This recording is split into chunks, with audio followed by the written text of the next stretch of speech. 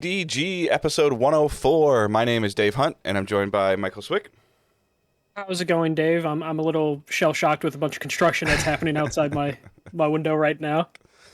Yeah, you just gotta you got one of those like short-term notice things of like, hey, this is gonna happen right now. Right now, let's just deal with it. It's like, oh yeah, just before I'm recording. It's cool. It's cool. It's cool. So if you hear any loud explosions, everything's fine. It's just Chicago. It's fine. It's just Chicago, but a different type of Chicago. City working Chicago. We are Digital Days Gaming. We are a weekly podcast that posts every Thursday morning, 6 a.m. Eastern Time, 104 consecutive weeks, if you're listening to this on your podcast services. If you are listening to us on a podcast service that you are able to subscribe, that's always helpful. If you're able to leave a review with words, that's always helpful also. And then sharing the show helps as well. We also stream on Twitch, twitch.tv/Digital Days Gaming, where you can subscribe to us if you have Amazon, if you want to subscribe on Twitch, or if you link your Amazon Prime account to your Twitch account, you get Twitch Prime. You get a bunch of other benefits, like a bunch of free games and some other discounts on things for even console games, PlayStation, Xbox, PC. There's a bunch of little bonuses there, as well as you get a free monthly sub to a streamer of your choice. If you choose to use that on us, that's super helpful. Please keep in mind that it does not auto-renew, so any support that you guys are able to give that way is awesome, but we just need you to check it like every 35-ish days, 28 days. It'll tell you. It's actually getting, I just noticed today when I re-upped, it's actually getting harder to use your Twitch Prime sub. It's like more hidden, like in the boxes. Like, Oh yeah. It's like 3 clicks now. Yeah. Before it was just like 1 click. Now you have to like click to expand. Yep. It's humbling. So there is a couple more steps to do that, but if you're already getting all the benefits of your Amazon Prime, the Twitch Prime is just an extra benefit that you have, and then choosing to take maybe 30 seconds or a minute of your time once a month to subscribe to us on Twitch is always appreciated. Lighter news week again, as we're going and getting closer and closer to the holiday season that starts pretty much this week. Halloween starts it happens, and then Thanksgiving, Christmas, New Year's. So we're in that 8-week run of where there's a lot of stuff coming out, but not a lot of. There's a lot of games coming out, but not a lot of news coming out. So. Mm-hmm. Yeah. So the first story is follow up. I think we talked about it last week or 2 weeks ago, but the Grand Theft Auto Trilogy Definitive Edition, whatever they're calling it, has been dated. We've gotten a first trailer, and we got to see or hear about some of the things that they are doing to the original Grand Theft Auto games, 3, Vice City, and San Andreas. First up, the games will be released November 11th digitally on pretty much every platform, and then physical editions will follow on December 7th. I believe it is priced at $59.99. The games will have GTA 5 controls, weapon wheel, new lighting, improved shadows and textures with upgraded models for the characters and vehicles. I am kind of impressed with how I last time we talked, I kept setting the expectations super low based on their wording, but it looks like they kind of undersold some of that stuff. I'm not saying this is like, oh, it looks like Grand Theft Auto 3 in the 5 engine, but it's way more of an improvement that I thought we were getting. Yeah, they did that cool, like, kind of side-by-side or transition trailer for a whole bunch of scenes, and it looked like it was much more than just, hey, let's put it on this hardware and see how it just runs automatically. It actually looks like they went through and did some coding and did some adjusting to it. What is your initial feeling about the essentially 30-day exclusivity on digital? I don't mind it. I'm guessing that is just like a supply restraint, or Rockstar is like, we don't want to be included in any Black Friday sales. And they just held it till after. So I don't mind that. I do think it's interesting. I was going to add that San Andreas is hitting Game Pass day 1, and GTA 3 will be on PlayStation Now on December 7th. So I might be able to hold off by just playing San Andreas through Game Pass and then buying the physical edition later on. Just because I've owned every Grand Theft Auto game physically, so it feels like I would want the definitive collection physically. Do you think that there's any bit of them that wants people to double dip? Like, I want it now, I want it day 1, and then I want the version that I can kind of like put on my shelf and know it's always there. 100%. And I might end up becoming that person, because I do really want to play Vice City and 3 again, just because I played San Andreas so much. I'm more interested in playing like an upgraded Grand Theft Auto 3 than the other games, but they might get me to double dip. But I don't know yet. You're not going to buy this on the Switch, are you? No, just because I know it's not going to be as good on a Switch. So I will probably just pick it up on Xbox. Part of the reason why I might just pick it up right away is it's coming out a week before Endwalker, so I'm Hmm. gonna basically be by myself during that Final Fantasy 14 expansion. So Okay. I might just pick it up on Xbox. Why my fiance and all of my friends are playing Final Fantasy 14 for like a month. Yeah. So Do you think this is gonna fall under? I guess like this is just stuff that's coming to my head right now. Are these games available a la carte digitally? it sounds like they might be Does that mean that they digital fall at under one the point. 20% Game Pass Game Pass sale? Yeah, I'm wondering how they're going to do that in Yeah. terms of like if you just play San Andreas, do you get 20% off the whole collection? Do you get 20% off Or San Andreas? yeah, Because even then, that's still like, $4 or $5 off of hmm that's getting it for like $55, $54 instead of 60. So I'm guessing the way they broke this out, you'll just be getting 20% off the entire collection. which would be Uh, great. Yeah. yeah, just so they can get you in on all the rest of the stuff. But I'm actually happy the way this turned out. Like I don't really have too many complaints. I saw some people annoyed that it looks too cartoony, but if you look at those games, they weren't very realistic looking back in the day. Yeah, I just So think people have forgotten. Like that's all. mhm. Like and they'll start playing this game and like you're different. Like not different bad, but you're different to where you enjoy playing a handful of older games. I think a lot of people are going to be more similar to me, where they may or may not buy this or play it on Game Pass and then be like, I forgot how clunky this feels. Like Yeah, like the Grand Theft Auto 5 controls will definitely help, but I wonder if there'll be people like me who are going to be weird and be like, "Oh, this doesn't feel like the yeah. old Grand Theft Auto," as opposed to someone who's like, "Oh, Just thank because of God it player plays like 5." evolution and Yeah. development and just there's so much stuff that can contribute to that. Yeah. To just changing how people feel. But yeah, like I shared the trailer from somebody, I think probably IGN, just like off my Facebook feed into our group, and there was a lot of people that were like kind of like almost taken aback, like, oh, it's actually better than I thought. Like you said, it's better than I thought it was going to be, especially for it essentially being $20 a game. Um, I think that this is going to like. I don't think you'll see this on NPD for November, but you will see this on NPD for December. Yeah, you'll definitely, especially the digital stuff doesn't usually get Yeah. reported that It'll show up accurately. like on PlayStation's like top 10 downloaded games or something like that. It'll Or be number one. yeah, It'll be number one on all the for stores. November or December. But I'm also I kind of want to pack a little bit more. Do you think that we're going to see more 30-day digital exclusivity? Like as an example, it's not even the same example. It's not the same circumstances, but like Kenna Bridge of Spirits is not out physically. It's coming, but it's not out on disc at all. I Um, I think we'll see that more with the excuse of the pandemic making manufacturing difficult. But do you think we'll in see enough of it to real, where it'll just become the norm? I could totally see that becoming the norm, Hmm. Especially if this is successful for Rockstar, which it will be. Right. And then you'll see GTA EA and 6 Activision. available digitally November 12th, available physically January 12th or something. Like Yeah, and you'll see EA and Activision hmm think they can pull it off because they think they have something as good as Grand Theft Auto or as big. hmm So we'll see this Cuz probably become a trend. we've seen a little bit of this with EA games, and I want to say like 2K, where like pre-order a special edition and get like 3-day early access. Hmm. Even Ubisoft. But I know that that also meant that like for the retailers, they just had to pay attention to what type of pre-order you did, and then my understanding is they just didn't care if you came in. Yeah, And so, it would break down usually. When I yeah. worked at Target, it would always be a headache because it'd be Hmm. like, yeah, you do have the pre-order card, but you have to pre-order the fancy edition. Yeah. Oh, my register still lets me read it out. Well, I guess I'll give it to you anyways because the only excuse we would have is the register wouldn't read it out. But I think this is an interesting way of. We've always talked about a game developer or company saying, you know what, forget it. We're just going to do digital only. So and people being like, well, retailers will fight back because they won't sell your console. 100% accurate. But I think that if you have a 30-day or 45-day digital exclusivity, I want it now. People will just buy it digitally. Yeah, they'll just buy digitally and they'll be happy and they'll double dip if they want to. Mm-hmm. You know, so I do see this become a norm. The only thing that scares me is they did not mention anything about the music Mm-hmm. in any of this stuff, and the music's so important for these games. Mm-hmm. And I'm worried that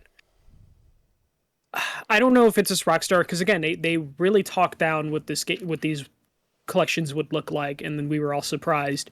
But I feel like if they wanted to say like all the full original soundtrack is there, they would have. Or they're just trying to avoid saying that they're missing a couple songs. Because if they made an announcement of like most of your favorite songs will be there, then people would spend the next month or a couple weeks trying to figure out which songs didn't make it. It's scary because saying nothing implies that maybe everything's there, and then saying nothing means that nothing's there. Yeah, and they wanted to avoid saying most things because then people are gonna like freak out. Like, what is most? Yeah. So the only good thing is we'll find out in a couple weeks because we're only like 3 weeks away from this, or like 2.5.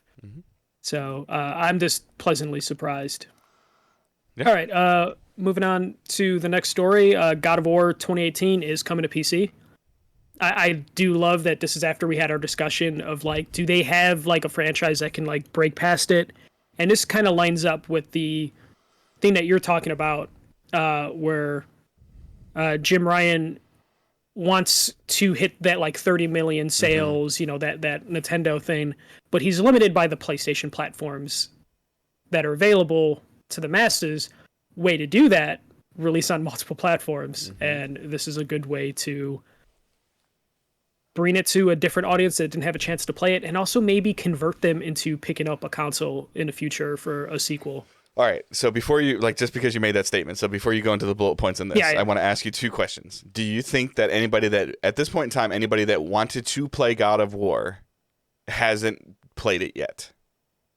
I mean, it's impossible to say that like nobody would fit under that. I'm sure there is a percentage that Sony has done the math and we're like, this is worth us to hire a third-party studio to port the game. And then do you think that doing something like this and Uncharted 4 and Horizon, so 6 months ago or however long ago, when somebody maybe got to experience Horizon for the first time on PC, do you think that would make them pull the trigger to get a PS4 or PS5 to play the sequel? Most likely, it would only pull the trigger to the people that were already thinking about getting that console anyways, as opposed to converting someone who's straight up PC master race. But there might be someone who's like thinking they might want to pick up a console, and this is the thing that pushes them over the edge of like, well, shit, I really like this God of War game that I finally got to play, and then they move over. Is that a huge amount of people?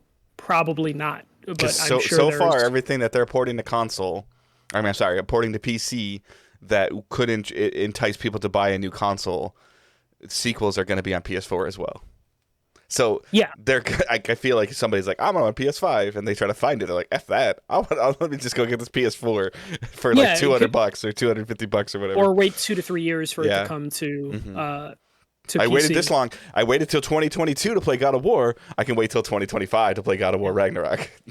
But there will at least the impulsive people that are like, you know what, I can get a PS5, and then they might like actually try and do it. So it makes sense from a business perspective, and the goal that Jim Ryan had of like reaching hundreds of millions of people. The biggest platform for gaming, in theory, is PC. So this is a way to do it. And then it's coming to Steam and an Epic Games Store. So they're not picking a side yet with that. They've done that for all their games where they're on every store, which again lines up with Jim Ryan wanting to reach as many people as possible. I only bring that up is because there was that the Epic Apple lawsuit showed that like Epic offered hundreds of millions of dollars to get these exclusively on their store, and Sony was just like, no, we're playing the long game. Even the money coming from Epic doesn't help what it appears as Sony's goal is to spread and grow their audience. Yeah. So the exclusivity with Epic would make no sense. Yeah. Which is why when you look at them turning down as much money as they turn down, it's because they're playing a long game. They're not just trying to do quick cash grabs. They did look like they have like learned and improved every time they've released a game on PC. I know. I think their most successful PC launch has been like Days Gone in terms of like day one sort of thing. Like Horizon was kind of busted, but Horizon did very, very well, like in terms of sales and pre-orders, but the day one experience was not great. Yeah. So they've definitely learned from that. So they're going to do like the uncapped frame rates, improve shadows, reflections. They're doing DLSS and ultra wide screen resolution. So they're going for that like PC crowd that would be interested in the ultra wide screen stuff.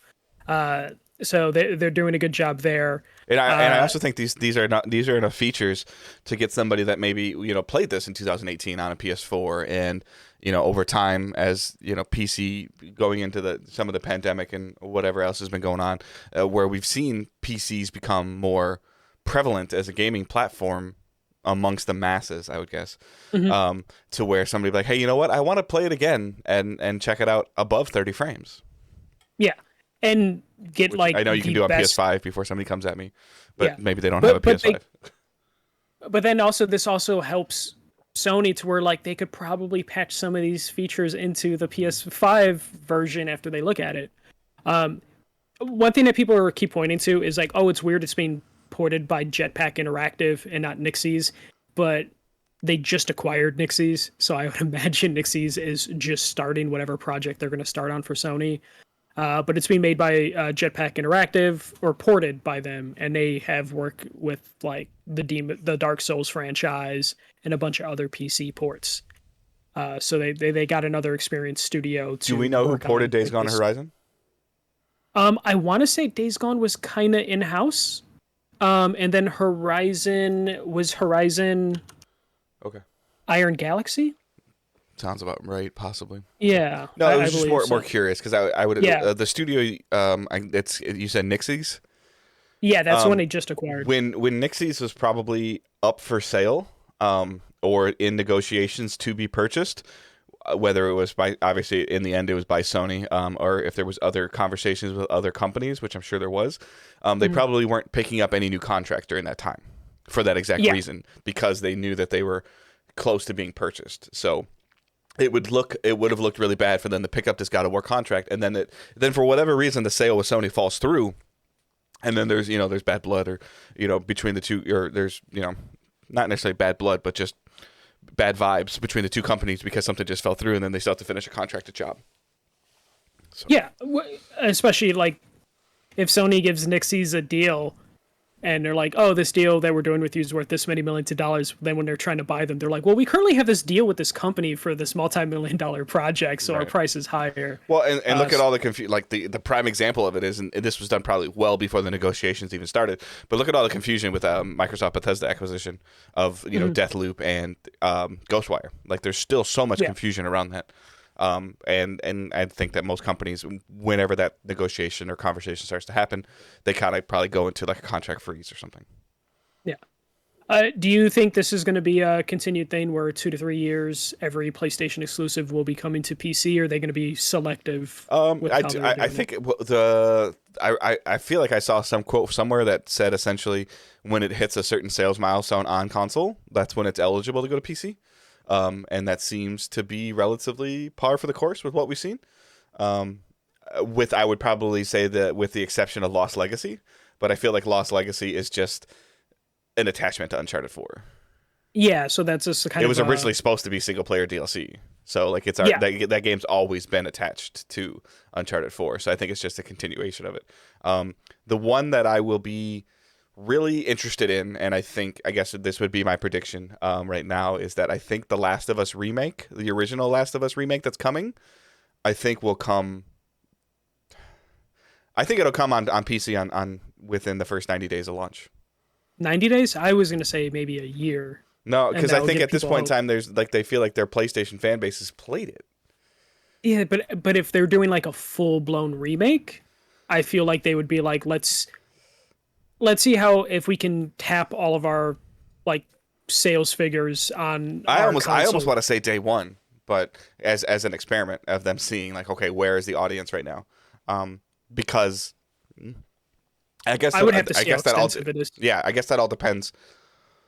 Yeah, it depends on if they feel like it is a brand new experience. And what else is attached to it too. I'm sorry. It's like if Factions is attached to it somehow, that would change. But if it's just by itself, as like I guess as a $40 or $50 remastering, because I don't think, well, I guess they can. I don't really think that. I have a They're hard gonna time. charge 70. I have a hard time with that. Then, like in terms No, it's of gonna be 70. It's a full from the ground up remake. It's gonna be 70. yeah. All right. Well, I guess I'd have to see more information on it. But if it is a Yeah. 40, if it's a $40 to $50 SKU, it's coming to PC day one. If it is. Yeah. Yeah, yeah. It's going to be a $70 game, which means it's going to be like a year exclusive, so they can pull as much money as possible because they can't get away with charging $70 on PC. But I guess the other thing too that I would say is that that would be the game that I think would break the hit a certain number, like Yeah, of like that. I think it would be very much sooner than all these other ones. If like, I feel like that would be the game that they would experiment with. Of let's see how it does.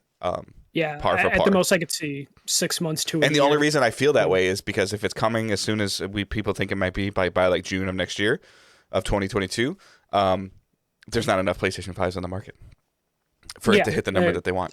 So yeah, unless they treat it like the Uncharted thing with like Lost Legacies attached to Uncharted 4, so therefore it sold this many copies. All right, let's get into. Let's get into acquisition talk. There's multiple acquisitions this past week. The first one just happened a couple days ago. CD Projekt Red has acquired the Molasses Flood. So this is the developers from the Flame in the Flood and Drake Hollow, I believe, is the other game. They are a Boston-based studio. They basically came from Irrational Games, Harmonix, and I believe some Halo development also is in their background. I only know this studio. I'm familiar with Flame in a Flood, but I mostly know them from the Jason Schreier book, the last Jason Schreier book, the Reset one, because Irrational Games is a big chunk of that book, and Molasses Flood is like one of the development studios that came from that studio's closure. CD Projekt Red said that they're going to let the Molasses Flood work on their own ambitious project, but is going to be based on an IP owned by CD Projekt Red.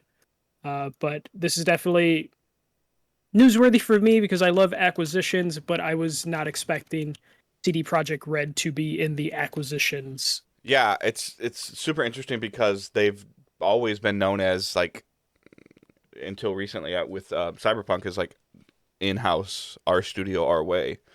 Yeah. And now they're purchasing, companies. And now whether what they're saying and then what actually happens will probably be two different things. I don't find it. I find it actually very coincidental that this announcement happens the same week that we find out that Witcher 3 and Cyberpunk's next gen stuff is being delayed. Mm-hmm. So I wonder if there's something that third party was helping with this, and maybe this was one of the third parties that was helping with it, and they were having some problems back and forth with contract work, and CD Projekt Red's like, screw it, let's just buy them. So as far as I know, the Witcher 3 developer for the PC port is a third party, but it is not this third party. But they could be helping them with Cyberpunk 2077. So that is a possibility, which we'll get into because we have some delay news for both of those. But yeah, I just wasn't expecting CD Projekt Red to be in the acquisition space, even though they do own a game store, a digital distribution. With Good Old Games or GOG now. I think they got rid of the Good Old Games part of it. But yeah, this I guess makes sense for them if they want to make like smaller experiences, because I feel like you don't buy a studio like this that are kind of known for like smaller narrative experiences and just bring them into. You would just absorb them. You wouldn't purchase them.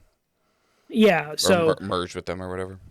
Yeah, especially when you're talking about a Boston-based company and then you have a Polish-based company, like you wouldn't just absorb them and then just have them get eaten up by CD Projekt Red.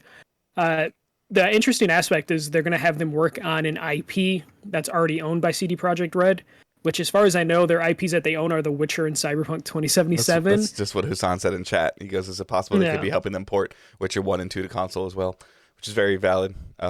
Yeah, I wonder if that would be too ambitious for them, because they made like a side scroller. Unless they just have to clean up what CD Projekt Red's already been doing, and then like they just have to finesse it, But I wonder, so what Netflix is currently doing with The Witcher, I know they're completely different things. They don't actually own the Witcher IP like that, but like Netflix has the proper Witcher show. They're already going to do a spin-off show, and then they're going to do an animated show. to flesh out the Witcher universe. I wouldn't be surprised if this is like, hey, let's kind of do what Netflix is doing with the Witcher universe. Let's tell smaller stories with different Witchers, and then have different studios work on them. And then they just kind of like Molasses' Flood. They liked their pitch and then decided to just acquire them and just have them be the Witcher side story company. At least that's what I would do in this scenario. If like I was like CD Projekt Red and I just acquired a studio known for smaller projects. Or they continue with Cyberpunk, though I don't know how much you can do with Cyberpunk at this point. Like It's kind of that like rehabilitation. Property, so. Yeah. Which do you think Cyberpunk is salvageable? Yeah, I mean, yes, As an IP? I do. Okay. I think it would have to be, it would have to have like almost like a flawless next gen update though. Which we'll talk about in the delayed section in a couple minutes. I'm just wondering if it's worth their time to go through. I think did they cancel their multiplayer game, or they just delayed the Cyberpunk multiplayer game? I think they canceled it. Oh, I'd have to check. I don't remember. Yeah.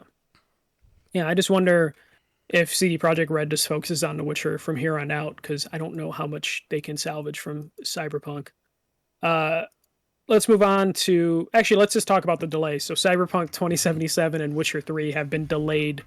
CD Projekt Red just basically confirmed. I mean, it's October, so it was obvious that they're not going to be able to hit the 2021 release windows that they kind of promised for those games. And they're going to delay those till 2022. So, yeah, I don't know. I don't know what CD Projekt Red's doing at this point. Like, you would think the Cyberpunk thing would have been like kind of straightforward port, but they have to nail this or they're going to be screwed. I don't know if you have any specific thoughts. And also, they don't want Witcher 3 to ever look bad at this point. Right. They can't rush that out. Yeah, I think that they're struggling right now with whatever is going on, and if I had to guess, like they probably went back to like a previous build that they were working on, and they're essentially making the game again. Not making the game like entirely again, but back to like maybe what we saw like 2 years ago, like at a press conference or an E3 presentation of what everybody was hoping for. Like they can't take, like, I'm sorry, you can't take the version that was on PS4 and Xbox One and just bring it to PS5 and series and just say, hey, like it's got a better frame rate and it's at 4K and it works. Like the like you had mentioned, like the world just isn't populated correctly. Like the pop-in's just bad. Like the AI is really bad. Like all that needs to change. And this, whether I guess I don't know. Like, do you have anybody that you know that played it on PC? Were they having the same issues on PC? Less so. The AI stuff was still there on PC. So like the weird tricks that they would do in terms of like if you turn around, the cars disappear and cars coming from the ground. That stuff was still there, but it wasn't as glaring of an issue because everything else was still working. Yeah, I feel like this just needs to be like Cyberpunk 2.0. Like yeah, they need to No Man's Sky this thing. Yeah, and just come right out and say, hey, you know what? Like we can't, at this point in time, like we can't support prior gen anymore. And when this comes out, we're only going to be updating and balancing this version of the game. And then they just need to move on, which is what they should have done in the first place. Yeah, they should have done, but they try to drag it out, and it just backfired fucking terribly on them. But I guess we'll find out next year. I'm guessing. What did they even release first? Like Witcher. Whichever one's ready. Witcher. No, Witcher. You release Witcher and prove it again. Let people be like, oh wow, this is great. And all of these quality of life changes to this. This is awesome. Like especially like I haven't played as much of The Witcher as you have, but if they did some quest tweaking in The Witcher, like I've always heard there's been some longer quests or some quest AI that could have changed a little bit, like mission structure, right? I mean the missions. I don't think there was anything there. It always came down to the combat being bad, like sluggish and just kind of heavy feeling. So like the only thing I could see them tweaking that people would be happy about would be the combat and some of the like the inventory management stuff. but I don't think anything mission wise they would have to do, because they kind of had the Bethesda game thing going, where like the main quest was interesting, but the side quests is where everything was at, and the side quests would be like 2 to 3 hour long side quests. So I think people were pretty happy with that. But it would have like if they were going to change anything drastic, it would. But yeah, so if they updated the combat and made it much more smooth and much more fluid, and then people were like having a great time playing The Witcher again, and then they go, hey, do you know everything you liked about the next gen port of Witcher 3? We're incorporating it into Cyberpunk. Like, I think that would be a great step in the direction of getting those fans back. There are plenty of people, even in our groups and in our community, that have said, you know what, I don't care. Like, that game looks really cool to me. I'm not touching it until it comes out on next gen. Yeah, I've seen a handful of people say that. Yeah, for Cyberpunk, yes. Yeah. I mean, I own Cyberpunk, and I just had to stop within the first week, and I was just like, I'll just wait for the PS5 free upgrade. I wonder, like, I think they would still keep to their free upgrade. Do you think that's still going to happen? I think so. I mean, okay. They were so charitable with how they handled all the Witcher stuff, and they didn't have to be. And then now they need goodwill, period. So, like, whatever they do with Cyberpunk, I'm assuming they're doing at a loss in terms of redeeming it. Yeah. Even though it did make a ton of money off its, like, pre-orders and day one sales. I guess if they can hit that again, though, and get somebody like you to, like, hey, you know what, I'm playing this, I'm enjoying this. And then 6 months down the road, they say, hey, like, here's that multiplayer thing we were talking about. And then, like, they got them. You know, like, if they can. Here's the story packs that we promised, the paid story expansions we promised for Cyberpunk finally available. Because I think that's why they had to delay all that DLC as well, is just because it was just like, there's no point in selling it now because we're not going to give that away for free next gen. So they just had to wait for all that to go. He still has his copy sealed. This is funny. Yeah. So the next story, NetEase has acquired Grasshopper Manufacturer. This is Suda 51 Studio, the development team behind No More Heroes. Sounds like they were already talking with NetEase on a way to do some unique gaming ideas for consoles. And then this just eventually led to NetEase just asking about acquiring them as a studio. And it looks like they really hit it off. So NetEase gave them an offer they couldn't refuse. So now Grasshopper Manufacturer is owned by NetEase. I really want to see how these conversations start, or how they start and how they progress to like a purchase. Like, is it just like the two CEOs like going out to dinner and like writing on napkins, like passing stuff back and forth? Yeah. So this is going to happen. NetEase said they're just going to handle the business planning and providing funds. They're not going to get involved in the creative aspect. But if you're providing funds and handling the business stuff, you're going to get involved in the creative ends of things in some way, in terms of like how much you plan to give them. But NetEase is $1 billion company, so Suda51 has been known for making like cult hits that are on a budget. So NetEase might be willing to throw him a ton of money to see what he can do. So that could be pretty cool. I think the biggest thing is if it takes this company like 3 years for a 3-year development cycle because of staffing and funds and whatever else is happening.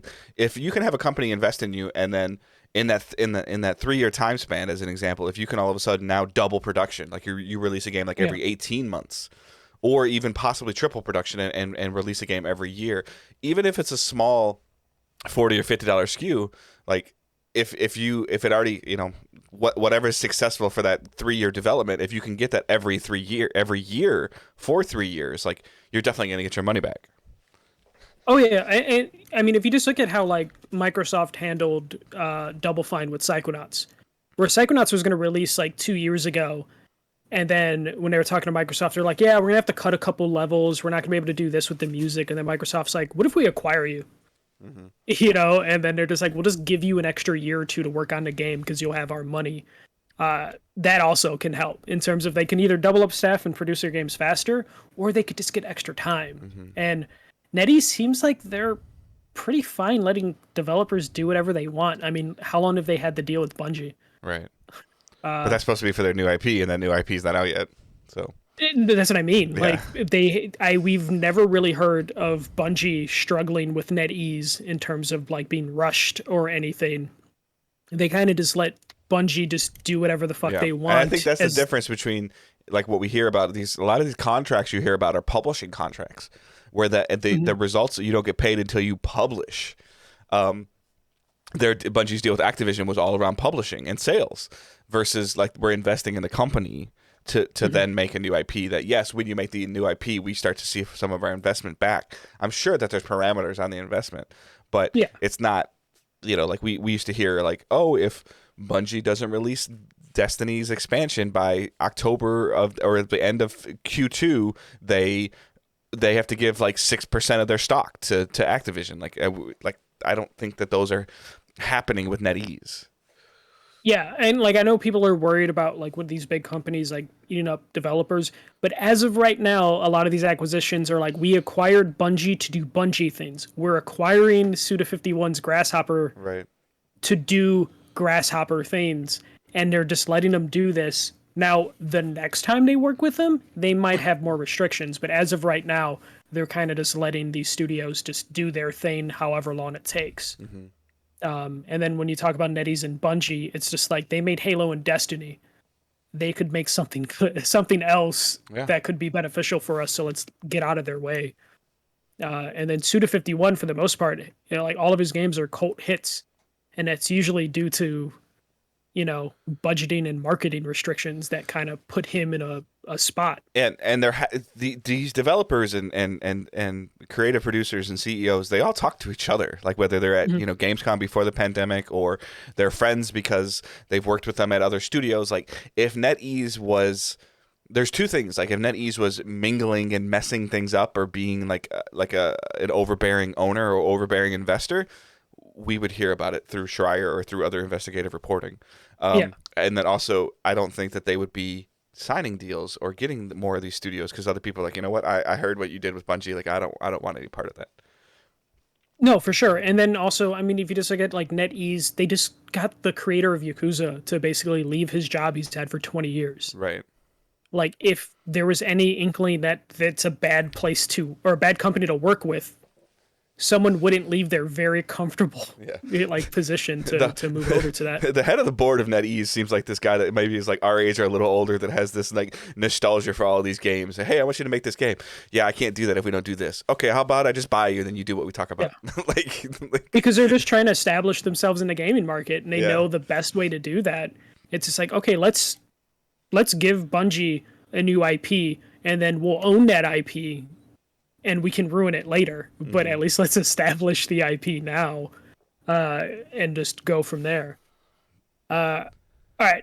The last bit of news: EA has hired Marcus Leto to form a new studio in Seattle. Marcus Leto is the co-founder of Halo. So speaking of Bungie, he previously had to close down his last studio, V1 Interactive. They developed Disintegration, which is a game. I think it's one of the first games we reviewed on this podcast.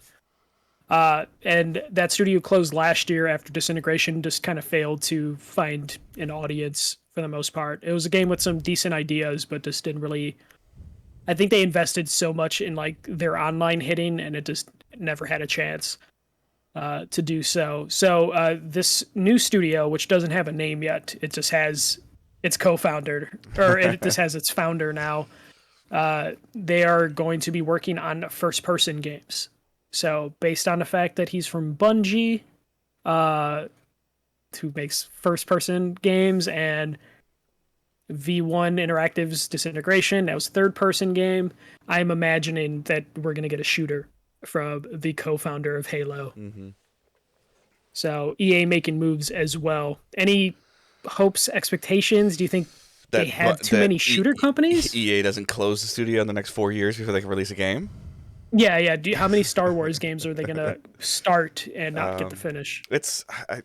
I hate this because like this is news. Yeah, cool. Like, but talk to me when you have a game. Like that's or you have a concept of like what you want to do. Like, and I don't want to hear about the studio. But it's like like a sports analogy. Like, hey, you hired your hitting coach before you hired your manager. Or you're like Seattle hires trades for players before they have a coach, like the hockey team. Like The first part that I find super interesting is that these people don't want to leave Seattle. Like none of No, these not at people, all. nobody ever wants Like, to leave Seattle that lives there. I'm sure it's great. To be honest with you, I spent 60 hours in Seattle, and I landed on a plane, got put in a car, got taken to a hotel, stayed at the hotel. I was pretty much locked into the hotel on the floor I was on for a Destiny review event, and then left in a car and went back to the airport and left. Like that was my Seattle experience. I think I had like 4 hours of free time that I didn't find out about until 5 minutes before I had it. So I'm sure it's great. I know you've been to Seattle, and nobody ever yeah, says anything bad about it. But like all these studios keep popping up in Seattle, and then they close, and then they pop up, and then they close, and they pop up, and they yeah, close. Which it's fine. Like Microsoft is based out of there. Like it's fine. Like it's Silicon Valley 2.0. It's fine. It's interesting. But get on stage at an EA Play event and be like, hey, we got Marcus Leto to run this studio. This is we hired him 2 years ago, and this is what he's been working on, and this is what his studio's called. Versus, hey, we got the guy that made the left hand of Halo. Yeah. Well, and that's the. Well, I think they have to do this when it's a big name like this, and I'm assuming Shareholders, yes, I get it. Shareholders, and just the fact that they're going to probably start hiring up, which means they're going to start. Yeah, but now you're going to see. Now we're going to start seeing job listings of ambitious third-person shooter. Like, yeah, exactly. And I'm just like, oh, they're at least getting that out of the way, like by making an announcement worldwide like this. open world underworld experience. What does that mean? Yeah, prestigious online experience, and you're just like, you haven't made a game yet. But they just have to do this for the shareholders, and then also just like it's the co-founder of Halo. Like if he makes a move, people are gonna be like, "Oh, what is he doing? Oh, he's making a studio across the street from Bungie. What?" And then they'll start doing that exchange where some people are gonna start leaving Bungie to go probably work for this guy. But see, I think anybody that works for Bungie now didn't work when he was there. There's a chance there might be some people, but yeah, like it's just that reshuffling that you see happen. Anytime a studio in San Francisco shuts down, yeah, like the other studios will feed on it. Just like the hey, did you see Jim and Larry were fighting? Yeah, Jim has his own studio now. Oh, really? See, hear him walk away. Yeah. Hey, Jim. Yeah, well, it's just like with the first acquisition, Molasses Flood. Yeah, they're from Boston, so they're Irrational and Harmonix people who are like from those studios that formed Molasses Flood. So this just kind of happens. The only thing that I think is just kind of funny is just EA making another studio to make a first-person shooter. Yeah. Potentially is just kind of hilarious to me. Of just like how many can you have? Like, could you guys focus on like making Battlefield good or something? And like, especially if this comes out and it's just like, oh, Marcus Leto's making the next Medal of Honor. Yeah. Well, like, and then arguably their best game that they've released in the last 5 years is a third-person action game. Star Wars Fallen Order. Yeah. And their best shooter is Apex Legends, which is probably like winding down. Right. So they have a lot of shooter companies. You have Vince Zampella running Respawn and that new studio. And we don't know what they're doing still. But we know they're doing a first-person shooter because it's Vince Zampella. And then they have Dice. I guess Dice LA is now Vince Zampella's studio, but they have like their established shooter companies, and then I don't know what they could be doing, but it's at least showing like EA and Activision have been really quiet during all this acquisition stuff. Activision for sure, yeah. So EA now making some additional moves. I'm wondering when Activision's going to start getting. But again, it's the argument of busy. Addition versus expansion, and EA's expanding. And other companies have been adding. Yeah, but other companies are basically at the point where they're all trying to spend money, and Activision has just been sitting kind of quiet. Like, we got Call of Duty.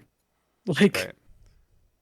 But I mean, my point is like this guy's going to have to essentially poach talent from other studios, and if the other studios don't really want that talent to leave, they can make it so they don't leave. Like they can make it worth if they think that person is worth enough. To a certain extent, they can prevent that. They can make it hard for that person to leave. Yeah. Versus what we've seen Sony do and we've seen Microsoft do of like, hey, you know what? We're not going to play this game of hiring all these people. Like, you guys already do your thing. Now we just want to bankroll you. Like, yeah. But like now we're seeing everybody get involved in this at this point, except Activision, And I guess to a lesser extent, like Ubisoft haven't really acquired anybody that I'm aware Ubisoft of. is big enough as they are, though. Personally, Yeah, and yeah, then they have plenty of I just saw studios. today, like they've already got their hands full, like massive, just pretty much delayed Division 2's content, just Yeah, until next year, which is fine. But like yeah. these, like all these studios have got their hands full. Like I don't know if I'd want to purchase or merge with a studio during a pandemic. But I think that's what Yeah. turned a lot of people to where any of these independent studios were like, this is really hard if a pandemic comes up again, that they probably would want to be acquired. And then you just have these companies that just have money that they need to burn before like inflation hits them next year. Hmm. Uh, that I don't know. I'm waiting for Activision to make a move, but I think if anything, Activision will do what Ubisoft's doing, where that's like Ubisoft is like, yeah, we have 30 studios that work on Assassin's Creed, and then they slowly started to break those studios up to work on separate projects. So I guess Activision But could just they kind of resurrect. do what we've like all of a sudden you hear like Ubisoft Vancouver, Ubisoft Toronto, Ubisoft Quebec. Like they kind of just make them appear as they No, that's need what I as they mean. need to. They Yeah. they like break them apart from like the massive blob they were Right.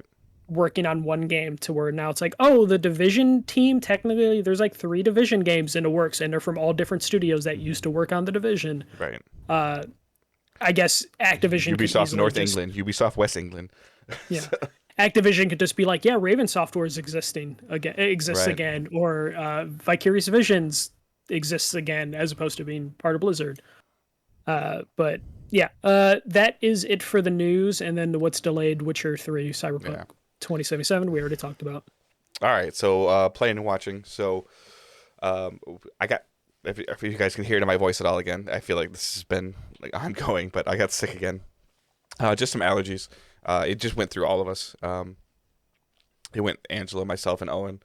I had a weekend off work, and my body's like, "Oh, you have 2 days off in a row? Ah, here you go. Here's a dry throat and some runny nose, and you don't want to get out of bed."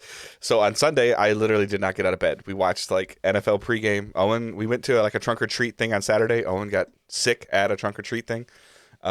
So then when he woke up in the morning, he still wasn't feeling good. So Angela and him went. Initially, we went to go get him tested, and then the doctor, I guess, pretty much tested her because she was there. Yeah. So and then those both of their tests came back negative, so I didn't have to get tested. And then so that was Sunday morning, and we watched football all day, like just the whole day. The pregame show, we watched Cincinnati, Baltimore. There were some other games on, and then the Lions playing the Rams, where Matthew Stafford got traded to. So that was a big story then. And then we just watched the Sunday night game. So we legitimately did not get out of bed. I had a $30 Uber Eats coupon. My wife used that, and we didn't leave the house. So hopefully everybody kind of feels a little better going into this weekend with Halloween and that stuff. Like I talked about last week about playing that Power Rangers game. I started looking into it. Power Rangers Battle for the Grid. It's on Game Pass. I didn't know that. Yeah, the vanilla version. Yeah, so Another that content. story is very confusing. I went right into the story mode. I didn't go into tutorials or training, which I probably should have gone into tutorials or training, and it's hard. Yeah. It's hard. That's a hard fighting game. I thought it might be a game that Owen could play. Not so much. No. It's a legitimate fighting game. Yeah, it's fun. But like I've just been so detached from fighting games for so long. Like I was having a hard time understanding the health meters, the ×2, ×3. Obviously, there's some handicapping going on in there. I know that while you're interacting with other characters. The voice acting I thought was really good. There's a lot of Power Rangers I don't recognize. A lot. There was a lot of stuff. Yeah. So that's on Game Pass. Obviously, that's pretty cool to watch or to check out. Still kind of in the funk in general. I have the Switch OLED and I haven't even opened it. I have Metroid Dread and I haven't even opened it. Just because of that and just work and stuff and then just had to do a major repair to my car this week. So that's been fun. But so yeah, and watching haven't really been, like I said, watching a lot of football. Was watching some of the playoff baseball stuff. The Braves are in the World Series since the first time since like '99. They were always a team that was part of my youth, watching them on TBS a lot. So it's kind of cool to see the Braves in the World Series. It's super interesting to see all the hate for the Astros. like, oh, they're still cheating. Like, okay, they're still talented, whether you like it or not. The cheating just kind of pushed them over They the edge a cheated. little bit. Yeah, okay. um, you wanted the head manager before you came to my team. Yeah. Just to kind of hear that storyline going on. It's okay if they're cheating for my team, but if they're cheating Okay. for like other teams, I don't care. So yeah, like for the most part, haven't really been watching it. Like my wife and I are just in the funk in general. Like we're not even like watching any of our newer, like even catching up on even our old shows. We've been watching like no, we haven't been watching any NCIS or any of that stuff like currently going on right now. You do have a homework assignment that I I'm do. expecting you Yeah. guys to watch. Dave's gonna watch some anime for Patreon. He's got to do soon. We got to record before the end of this weekend. Yeah. So I could do some of that tomorrow night, or like only like half-hour things, right? yeah, I think the longest. I one's think like one of them you 27 sent me. minutes. I've actually watched and we've talked about it. Like High Score Girl or High Score. Yeah, I don't know if you actually watched it though. I have memories of that, of going to like him like seeking a girl and like riding his bike to arcades and playing against her in arcades. Yeah, then I will replace that one with a different anime then. Because For the record, this entire text conversation went on while I was playing Destiny. I was doing something in Destiny for like the first time like in a month.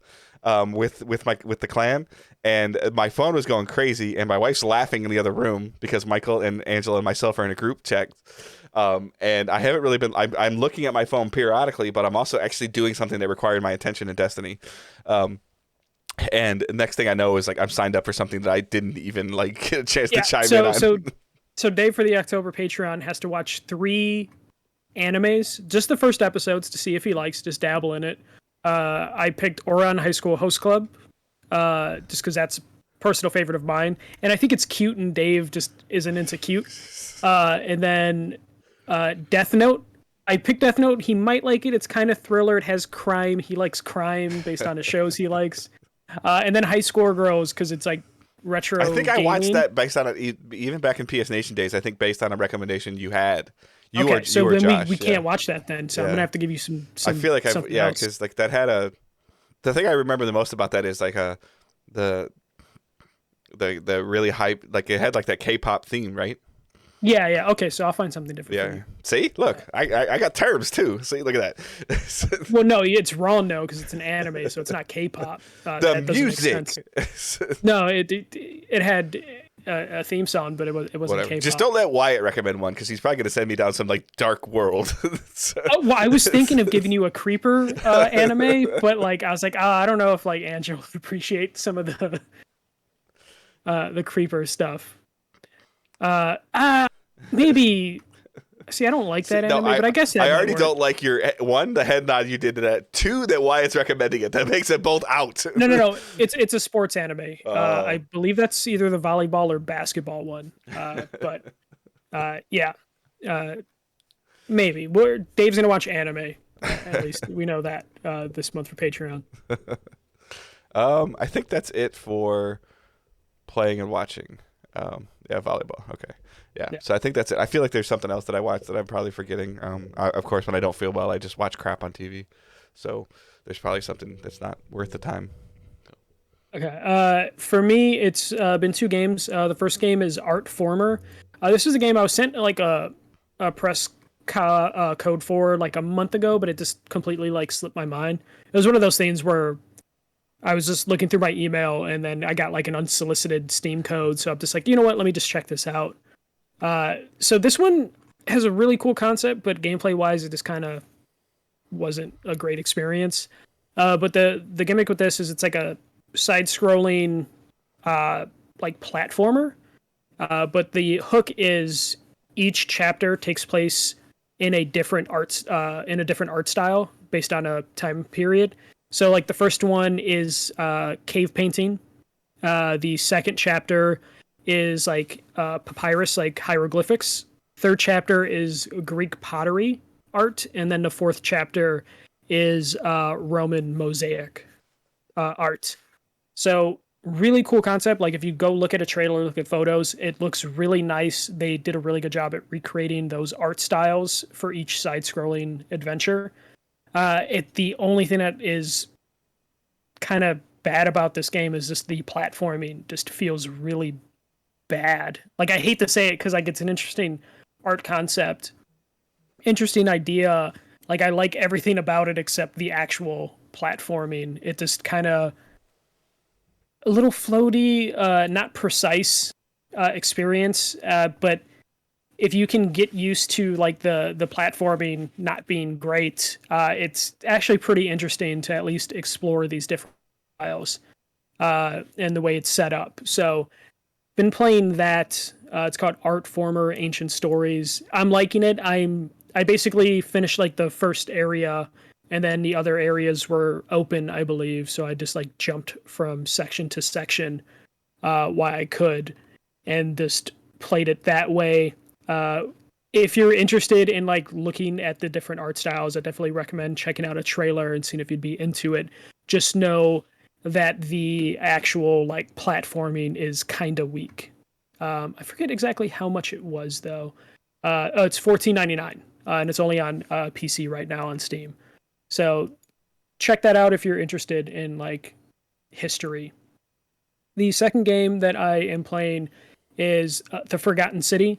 So this one came out earlier this year. I'm just getting around to it now through my GameFly account as I'm just like trying to catch up on games that were released this year so we can have a good game of the year discussion in December.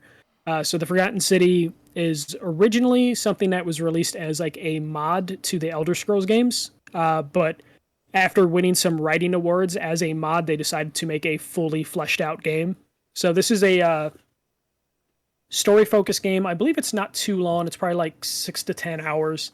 It is basically, well, first off, it definitely looks like an Elder Scrolls game in terms of like some of the animations and some of the dialogue options. But the main premise of this is you are someone from the future who goes through a portal and ends up in basically this forgotten city during Roman times. And you need to figure out how to get back. But the city is basically isolated and there's no way out. And most of the people don't know how they got in there. They only know that there's one rule and no one can sin. So you need to figure out over the course of a day how to find an escape and help the people that are there live their lives while trying to prevent anyone from sinning. So as all you know is someone will sin, and if someone sins, everyone in the city dies. So you're basically through dialogue options and puzzles just trying to investigate and find out who is going to commit the sin and to see if you can stop them. And the thing is with the game is every time someone commits a sin, you basically need to get the hell out through a portal, and that resets the time loop. So it's a time loop game, which is kind of funny how many time loop games there have been this year, you know, between Deathloop, Returnal, and I think there's like one or two other time loop games that may have came out this year. It's really, really well, the writing is really well done. The acting is really good. I'm enjoying the story and just trying to figure out how to get goals accomplished, especially in a game where you can't sin, so you can't steal, you can't you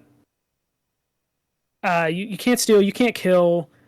There's different ways where like you can lie in the game, but if it's a big lie, it'll just lead to sinning. So you need to really navigate through the dialogue options and kind of think outside of traditional video game mechanics to get things done.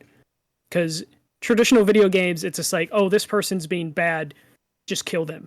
Or, oh, we need this medicine and this guy doesn't want to give it up. Usual video game methods is just steal it. But as soon as you kill, you steal, or do anything that is considered a sin, the whole world turns dark and you need to like get out of there before you're killed. So it's a really interesting premise for a video game that actually has you think about your actions before you do it.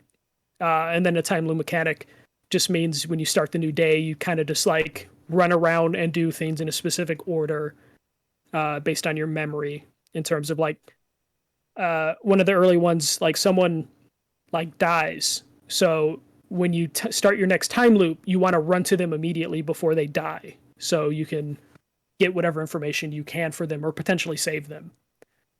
So playing that, I'll probably finish it this week because again, it's only like a 6 to 10 hour game. But really, really into that. Like it's definitely one of the better games I played this year, and it's one of those things where I probably wasn't expecting it to rank high on my personal list right now that I keep going throughout the year. But I'm enjoying the hell out of it. What'd you say it was called again? Sunken City? The Forgotten City. Forgotten City, sorry. There's a game called Sunken City, I think, too. Yeah, there is, and that was not great. But yeah, the Forgotten City. And you're playing it on... What are you playing it on? PS5, but it's on PS4, Xbox. I think it's on Game Pass starting this month. So you could definitely check it out on Game Pass. It's either coming out soon on Game Pass or it's already on Game Pass right now. But if you're into the non-combat side of like the Elder Scrolls games, this is definitely for you. Awesome. Did you watch anything?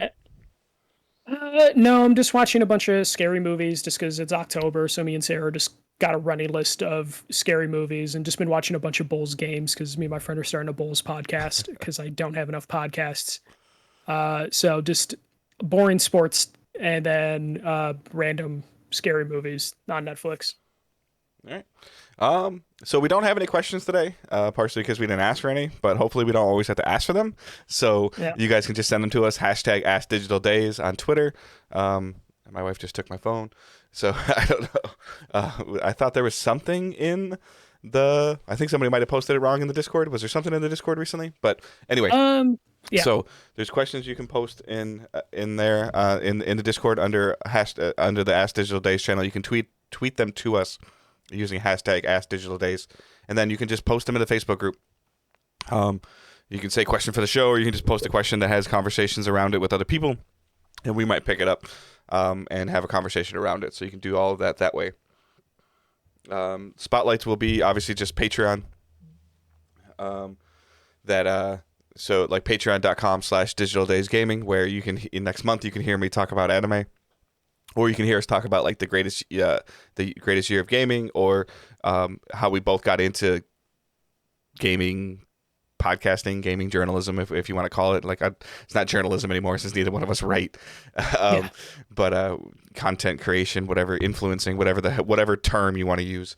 Our E3 stories, our favorite sports teams, our sports memories. There's a whole bunch of stuff in there. There's tons of episodes in there, and if you on the $7 tier, you get access to all of that previous episodes, and it's probably like 15 plus 16 episodes or something like that. Probably by now. Yeah. So $1 tip jar just as a way for you guys to support us if you want. $3 gets you access to a Discord private server. $5 gets you the numbered podcast 24 hours early, and then $7 gets you the monthly bonus episode. Excuse me. Facebook group, Discord server is all linked in the show notes. Again, sharing the show, leaving a review, telling your friends is all great ways to help the show grow. Us being over 100 episodes now can show that we're here. We're in the long haul. We turn, I think before we record, we turn 2 before you and I will record again.